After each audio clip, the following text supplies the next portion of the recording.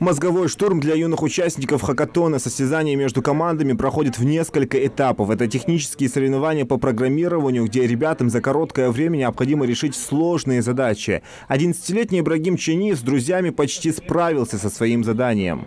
А у нас задание третье. Нужно сделать так, чтобы можно было управлять дроном от клавиатуры. Нужно будет пролететь из одной точки в другую точку и приземлиться на нее. Мы пробовали Гоуцу, но нам сказали, что это неправильно. Сейчас в Velocity пробуем.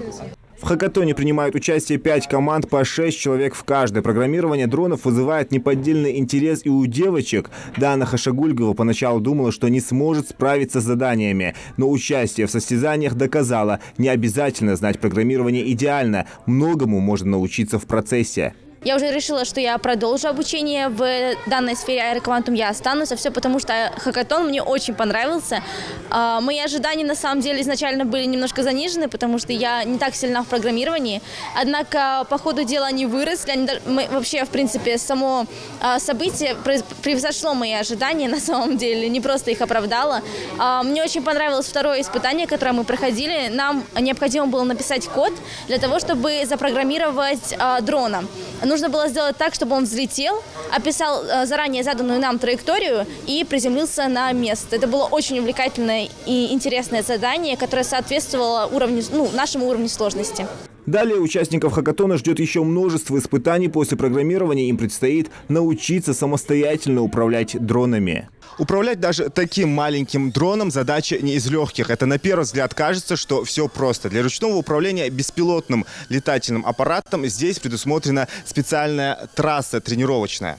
Это самый простой способ научиться маневрировать квадрокоптером. Современные технологии позволяют погрузиться в происходящее полностью. Это отдельные дисциплины на состязаниях. Здесь на хакатоне существует вторая дисциплина. Это спортивные гонки, гонки дронов. В данном случае они представлены такими дронами для помещений, достаточно безопасными.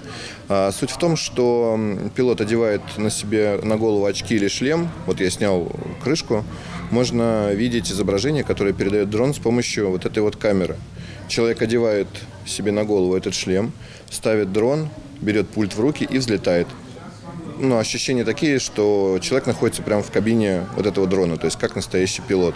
Командам предстоит пройти эту трассу, выполняя задания наставников. Хакатон «Дрон» – первые в регионе состязания по программированию и управлению беспилотными летательными аппаратами. То есть, на самом деле, это начало развития роботостроения в Республике Ингушетия. И оно начинается как раз-таки с наших молодых талантов. Данное соревнование развивает у детей навык программирования дронов. Это перспективная профессия сейчас. Просто сейчас очень есть хороший запрос на операторов, на программистов, на людей, которые разрабатывают комплексные решения в области беспилотных систем.